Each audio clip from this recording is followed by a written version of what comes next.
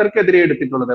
അതുപോലെ തന്നെ ഇപ്പൊ ഭാരതത്തിൽ അങ്ങോളം ഇങ്ങോളമുള്ള കേസുകൾ ഇത് നേരെ തിരിച്ചാണെങ്കിൽ എന്നാണ് ഞാൻ പറഞ്ഞു വന്നത്. അതായത് ഹിന്ദു തീവ്രവാദികൾ എന്ന് മുദ്ര കുത്തപ്പെട്ട RSSകാർ.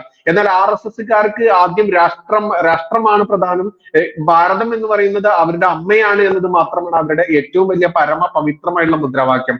അത്തരത്തിലുള്ള അവരെ മുദ്ര കുത്തിക്കൊണ്ട് അവർ ചെയ്ത കുറച്ച് കേസുകൾ നരേന്ദ്രമോദിജി വിഡ്രോ ചെയ്തിട്ടുണ്ടായിരുന്നെങ്കിൽ എന്താകുമായിരുന്നു ഇവിടത്തെ അവസ്ഥ എന്നുള്ളത് നമ്മൾക്കറിയാം. ഭാരത് അരി എന്ന് പറഞ്ഞുകൊണ്ട് 29 രൂപയ്ക്ക് നരേന്ദ്രമോദി ഇവിടെ അരി വിതരണം ചെയ്ത സമയത്ത് അതിന് ബദലായിട്ട് പിണറായി വിജയൻ കഴിഞ്ഞ തവണ അയാൾക്ക് ജയിക്കാൻ വേണ്ടി കിറ്റെറിഞ്ഞ് വീഴ്ത്തിയ പോലെ തന്നെ ഇന്ന് ജനങ്ങളെ റൈസ് എന്നും പറഞ്ഞുകൊണ്ട് വെള്ള ചാക്കിൽ പച്ച ലെറ്ററിൽ എഴുതിക്കൊണ്ട് പച്ച വിട്ടിട്ടൊരു കളി ഇയാൾക്ക് ഇല്ല എന്നുള്ളത് നമ്മൾക്കറിയാം. അത്തരത്തിൽ ആ ഒരു റൈസ് ഇവിടെ വിതരണം ചെയ്തു. ഇന്ന് വന്ന വാർത്തയായിരുന്നു ഈ റൈസ് കൊണ്ടുവന്നത് തെലങ്കാനയിൽ നിന്ന് കടമായിട്ടെടുത്ത കുറച്ച് അരി കൊണ്ടാണെന്നുള്ളതാണ്. അത് തന്നെ ഇനിയിപ്പോ അത് പ്രഹസനം മാത്രമാണ്. അതായത് തിരഞ്ഞെടുപ്പ് പ്രഖ്യാപിച്ചു, അവിടെ ഭരത്തരി എന്ന് പറയുന്ന രീതിയിൽ നരേന്ദ്രമോദി സാധാരണക്കാർക്ക് വില കുറച്ച് പൊന്നി അരി വിതരണം ചെയ്തു.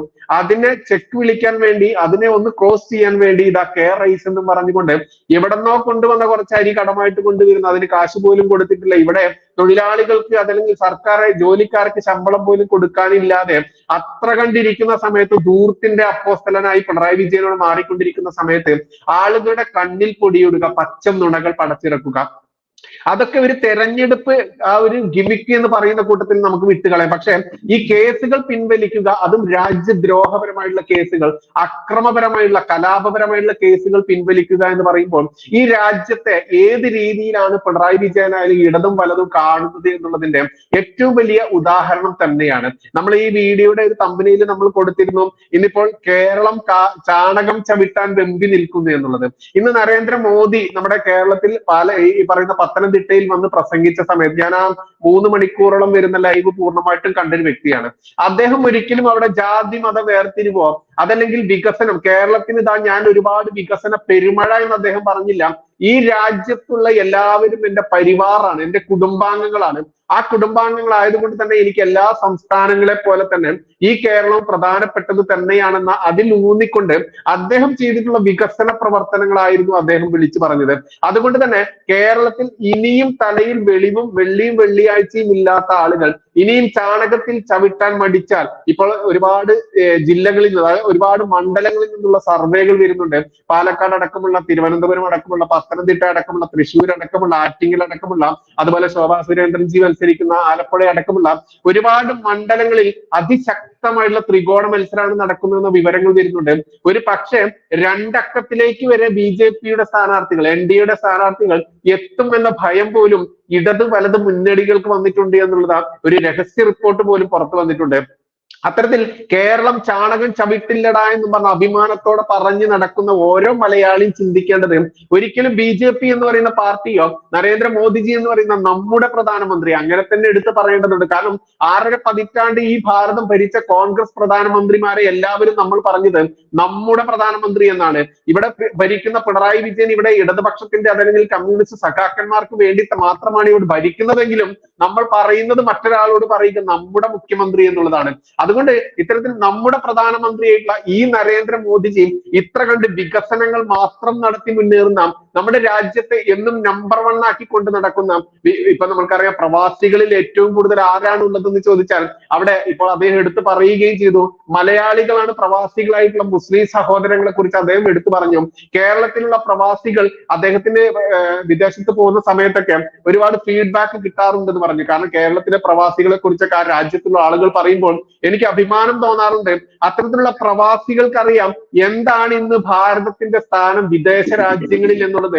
അറിഞ്ഞിട്ടും ഇന്നും ചാണകത്തിൽ ചവിട്ടാൻ മടിക്കുക, ചാണകത്തിൽ ചവിട്ടുന്നത് എന്തോ വലിയ അപരാധമാണ്, BJP ജയിക്കുക അതല്ലെങ്കിൽ BJPക്ക് വോട്ട് കുത്തുക എന്നത് എന്തോ വലിയ കുറ്റമാണെന്ന രീതിയിൽ പ്രചരിപ്പിക്കുന്ന ഇസ്ലാം നാമധാരികളെ നിങ്ങൾ അറിയുക, ഇനിയും ചാണകത്തിൽ ചവിട്ടിയില്ലെങ്കിൽ നിങ്ങളെ വെച്ചുകൊണ്ട് പച്ച നുണകൾ പടച്ചിറക്കിക്കൊണ്ട് കലാപത്തിന് നിങ്ങളെ ഈ വികാര ജീവികളായിട്ടുള്ള, മറ്റൊരു അർത്ഥത്തിൽ പറയുകയാണ് മദ്രസ പൊട്ടന്മാരായിട്ടുള്ള നിങ്ങളെ കലാപത്തിന് ഇറക്കി വിട്ടുകൊണ്ട് അവിടെ കലാപം സൃഷ്ടിച്ചുകൊണ്ട് അതിന്റെ വോട്ടാക്കി മാറ്റി ജയിക്കുന്ന വിജയന്മാർ ഇനിയും അതല്ലെങ്കിൽ സതീശന്മാർ ഇനിയും ഒരുപാട് ഇങ്ങനെ മുളച്ച് വരും എന്നുള്ളത് മനസ്സിലാക്കിയാൽ നന്ദി എന്ന് പറയേണ്ടതുണ്ട്. ഇനി മറ്റൊരു എന്താണ് നമുക്കറിയാം, ഫക്രുദ്ദീൻ എന്ന് പറയുന്ന ഒരു ഇടതുപക്ഷ സഹയാത്രികനുണ്ട്. അദ്ദേഹത്തിന്റെ കഴിഞ്ഞ ദിവസത്തെ ഒരു വീഡിയോ ഉണ്ടായിരുന്നു. കുറെ ദിവസമായി അത് കറങ്ങി തിരിഞ്ഞ് നടക്കുന്നുണ്ട്. അതായത് നരേന്ദ്രമോദിജിയെ തോൽപ്പിക്കാൻ വേണ്ടി ഇവിടെ എങ്ങനെ എന്ത് ചെയ്യണമെന്ന് അവതാരകൻ ചോദിക്കുന്ന ഒരു ചോദ്യമുണ്ട്. അതിന് അദ്ദേഹം കൊടുക്കുന്ന ഒരു ഉത്തരമുണ്ട്. ഗംഭീരമായിട്ടുള്ള ഒരു ഉത്തരമാണ്. അത് ഒന്ന് നമുക്ക് കേട്ടു നോക്കാം. ബിജെപിക്കും ഏറ്റവും വലിയ ഫ്യൂവൽ എന്ന് പറയുന്നത് RSSഉം മതാധിഷ്ഠിതമായ ഒരു പ്രത്യയശാസ്ത്രവും ഭാഗത്ത് നിൽക്കുമ്പോഴാണ് വിഘടിച്ചു നിൽക്കുന്ന 19 കക്ഷികളെയൊക്കെ കൂട്ടിച്ചേർത്ത് കൈക്ക് പിടിച്ച് മുന്നോട്ട് നയിച്ചാൽ നരേന്ദ്രമോദിയെ നേരിടാം, പരാജയപ്പെടുത്താമെന്നുള്ള ഒരു ആത്മവിശ്വാസം കോൺഗ്രസ് തോന്നുന്നത്. അത് അതിന് കടന്നാണ്. ഇത് രാജീവ് ഗാന്ധി തന്നെ അതിന് ഉത്തരം തന്നിട്ടുണ്ട്. രാജീവ് ഗാന്ധി ഫസ്റ്റ് ടൈം ഒരു ടൈമായിട്ടുള്ള പ്രധാനമന്ത്രിയായിരുന്നു. അപ്പൊ അദ്ദേഹം പറഞ്ഞ കാര്യമുണ്ട്, ഈ പ്രതിപക്ഷം എന്ന് വെച്ചാല് ഒരു സ്റ്റേജാണ്, ആണി അടിച്ചുറപ്പിച്ചില്ല, അത് സ്റ്റേജാണ്. അതുപോലെയാണ് ഈ പ്രതിപക്ഷ കക്ഷികളുടെ കാര്യം. ഇവർക്ക് രാഹുൽ ഗാന്ധിനെ കോൺഗ്രസിന് ഒരു താല്പര്യവും. ഇതിനെതിരെ കോൺഗ്രസിനെതിരെ ഫൈറ്റ് ചെയ്ത് BJPന്റെ കൂടെ പോലും സഖ്യം ഉണ്ടാക്കിയല്ലേ പല ഘട്ടങ്ങളിൽ അവർ ഇലക്ഷന് മത്സരിച്ചിട്ടുള്ളത്. ഇവരല്ലേ കോൺഗ്രസിനെ ഇവിടെ ദുർബലാക്കി, പിന്നെ കോൺഗ്രസിന്റെ കയ്യിലിരിക്കും. ഇപ്പൊ അവരുടെ പ്രശ്നം എന്ന് വെച്ചാൽ ഇവർക്കെതിരെയൊക്കെ പല കേസുകൾ ED ഉണ്ട്. അപ്പൊ അവർക്കൊക്കെ പേടിയുണ്ട്. അപ്പൊ പേടിയുള്ള സന്ദർഭത്തിൽ ഒന്നെങ്കിൽ ഇതൊരു ദിവാസ്വപ്നമാണ്, മറിച്ചിടാന്നുള്ളത് എളുപ്പമൊന്നല്ല, നടക്കാൻ സാധ്യതയില്ല. പിന്നെയുള്ളതെന്ന് വെച്ചാൽ ഞങ്ങളെല്ലാം ഇങ്ങനെ ഒരുമിച്ച് വരും, അതുകൊണ്ട് അത് നിങ്ങൾക്ക് ചിലപ്പോൾ തലവേദനയാണ്, അതുകൊണ്ട് അത്യാവശ്യം ഞങ്ങളൊന്ന് പേടിച്ചോളൂ എന്നൊരു മെസ്സേജ് കൊടുത്തിട്ടുള്ളതാണ്. അതിന് റാലിയും പോയിട്ടായിട്ട് ഈ പറയുന്ന രാഹുൽ ഗാന്ധിയുടെ വിഷയം വന്നു എന്നുള്ളതാണ്. പിന്നെ സുരേഷ് പറഞ്ഞതില് ശരിയാ, നമ്മളൊക്കെ പറഞ്ഞുകൊണ്ടിരുന്നതാണ് ഇപ്പൊ BJPയുടെ ഒരു ബേസ് മതാധിഷ്ഠിത രാഷ്ട്രീയം, സംഘത്തിന്റെ ഹിന്ദുത്വ രാഷ്ട്രീയവും സംഘത്തിന്റെ ഈ പ്രചാരകർ ഉൾക്കൊള്ളുന്ന സ്ട്രക്ചറും തന്നെയാണ് അവിടെ നിലനിർത്തുന്നത്. പക്ഷെ അതിലുപരിയായിട്ട് ഈ പുതിയ വോട്ടേഴ്സിനെ വലിയ രീതിയിൽ വികസന പ്രവർത്തനങ്ങൾ കാണിച്ചുകൊണ്ട് അവർക്ക് സ്വാധീനിക്കാൻ പറ്റില്ല. ഇപ്പൊ ത്രിപുരയിൽ എല്ലാവരും BJPക്കാർ വികസനം നടത്തിയിട്ടുണ്ട്. വികസനം നടത്തിയത് പല BJPക്കാരും അറിയില്ല. അവർ നടത്തിയത് നല്ല റോഡുകൾ ഉണ്ടായിക്കോളും, പ്രധാനമന്ത്രിയുടെ ആവാസ് യോജന, അതുപോലെ നല്ല വീടുകൾ ഉണ്ടായിക്കോളും. മുമ്പ് അവിടെ ഭരിച്ചിരുന്ന ഇടതുള്ള ആളുകൾ അധികവും കൊടുത്തിരുന്നത് ഈ പറയുന്ന വാഗ്ദാനങ്ങളായിരുന്നു. പക്ഷെ നടത്തി കാണിച്ചു കൊടുത്തു പല സ്ഥലങ്ങളിൽ. ഇപ്പൊ നോർത്ത് ഈസ്റ്റിലെ വലിയ സംഭവം ഡെലിവർ ചെയ്തു. നിങ്ങൾ ഇവിടെ കേരളത്തിൽ നിന്ന് കക്കൂസ് എന്നൊക്കെ പറഞ്ഞ് കളിയാക്കും. അതിന്റെ ബുദ്ധിമുട്ട് ഉത്തരവ് UP പോയാൽ നമുക്കറിയാം. പിന്നെ അടുത്ത തലമുറ, പിന്നെ ഈ പറഞ്ഞ യങ്സ്റ്റേഴ്സ് നോക്കുന്ന വേറൊരു കാര്യം എന്താണ്, ഈ കോൺഗ്രസ് എങ്ങനെ ശക്തിപ്പെട്ടത്? മഹാത്മാഗാന്ധി ഇവിടെ വന്നിട്ട് ഭാരത പര്യടനം നടത്തി, ലോക്കൽ വിഷയങ്ങൾ ഇടപെട്ടു. അന്ന് ബ്രിട്ടീഷ് എഡ്യൂക്കേഷൻ കിട്ടിയിരുന്ന യുവാക്കള്, ഭഗത് സിംഗിനെയൊക്കെ പോലെയുള്ള ഈ യുവാക്കൾ, അവർക്ക് ഒരു ശക്തമായ ഫൈറ്റ് രാജ്യത്തിന് വേണ്ടി വന്നു എന്ന ഫീല് വന്നു. ഇത് കുറെ മോഡിക്ക് ഉണ്ടാക്കാൻ പറ്റുന്നുണ്ട്. പാകിസ്ഥാൻ അവിടെ പോയി അടിക്കുന്നുണ്ട്. ഇപ്പൊ ഇംഗ്ലീഷ് ഒരു കാര്യം വന്നാൽ കൃത്യമായ മറുപടി കൊടുക്കാൻ പറ്റുന്നുണ്ട്. അങ്ങനെ ആ ഒരു കോൺസ്റ്റിറ്റ്യുവൻസിനെ അവർക്ക് അഡ്രസ് ചെയ്യാൻ പറ്റുന്നു. പക്ഷെ അതൊക്കെ ഒരു ഡിക്റ്ററ്റോറിയൽ അഡ്മിനിസ്ട്രേഷന്റെ ഉപോൽപ്പന്നം എന്ന് പറഞ്ഞ് വായിക്കുന്നതിൽ അർത്ഥമുണ്ടോ? അങ്ങനെ ഇവിടെ ഡിക്റ്ററ്റോറിയൽ അല്ലാതെ ഇന്ദിരാഗാന്ധി ആയിരുന്നില്ല ഇവിടെ ഏറ്റവും വലിയ ഡിക്റ്ററ്റോറിയൽ. ഈ പറഞ്ഞ ഇന്ദിരാഗാന്ധിനെ കൊണ്ടുവരാൻ എന്തൊക്കെ പരിപാടികൾ നടത്തി.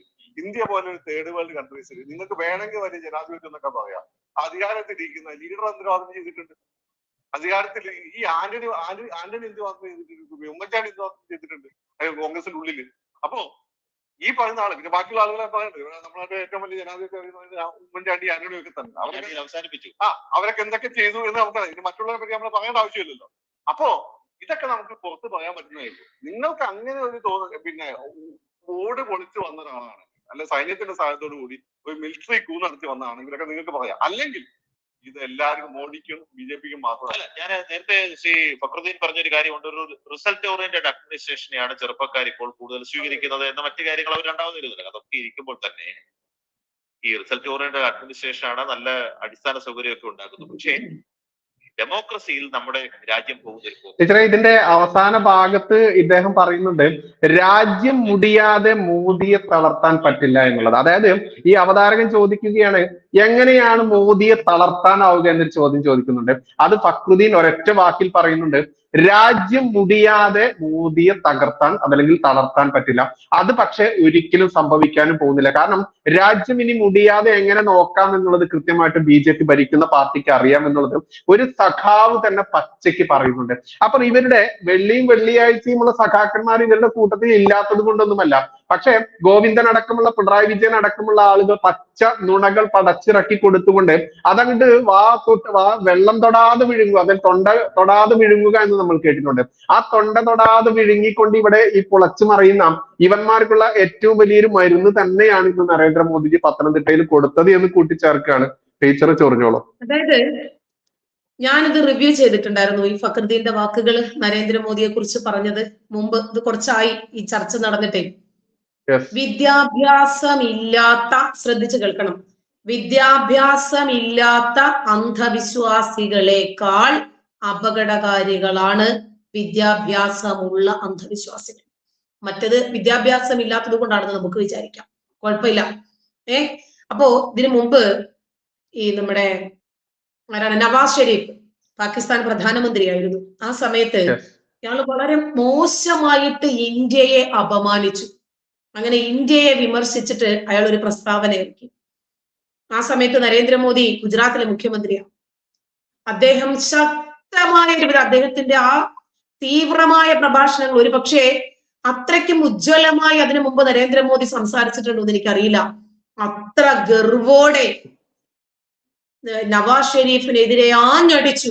എന്റെ കുടുംബത്തിൽ 100 കണക്കിന് പ്രശ്നങ്ങൾ ഉണ്ടാകും, പക്ഷെ ഇന്ത്യ മഹാരാജ്യത്തെ പറയാൻ ഒരാളാലും സാധ്യമല്ല. ഇനി നമ്മൾ തിരിച്ചു വരണം. മുഹമ്മദ് മൊയ്സു, മാലദ്വീപ് പ്രസിഡന്റ്, അയാള് നരേന്ദ്രമോദിയെയും ഇന്ത്യയെയും അപമാനിച്ചപ്പോൾ ഒറ്റ LDF-കാരനോ ഒറ്റ UDF-കാരനോ ഉണ്ടായിരുന്നില്ല ഇന്ത്യക്കെതിരെ പറയാൻ നിങ്ങൾ നാവ് ഉയർത്തരുത് എന്ന് പറയാൻ. ഒരാളുണ്ടായിരുന്നില്ല. BBC ഡോക്യുമെന്ററി ഇറക്കി, ബ്രിട്ടീഷുകാർക്ക് പിടിക്കുമോ നമ്മൾ അവരെയും ചവിട്ടി എല്ലാ മേഖലയിലും മുന്നോട്ട് പോകുന്നത്. സ്വാഭാവികമാണ് അവരുടെ എതിർപ്പുകള്. അപ്പോ അവരെയും കൂടി ചവിട്ടി താഴ്ത്തി നമ്മൾ മുന്നോട്ട് പോയപ്പോൾ ഒരു കാരണവശാലും അവർക്കത് സഹിക്കാൻ പറ്റില്ല. അപ്പൊ അവരെന്ത് ചെയ്തു? ഇന്ത്യയുടെ മാനം കളയുക, ഇന്ത്യയെ തേജോവധം ചെയ്യുക. അങ്ങനെ ചെയ്യണമെങ്കിൽ ഇന്ന് ഇന്ത്യയുടെ പ്രധാനമന്ത്രിയെ തന്നെ പിടിക്കണം. അങ്ങനെ നരേന്ദ്രമോദിയെ വേട്ടക്കാരനായി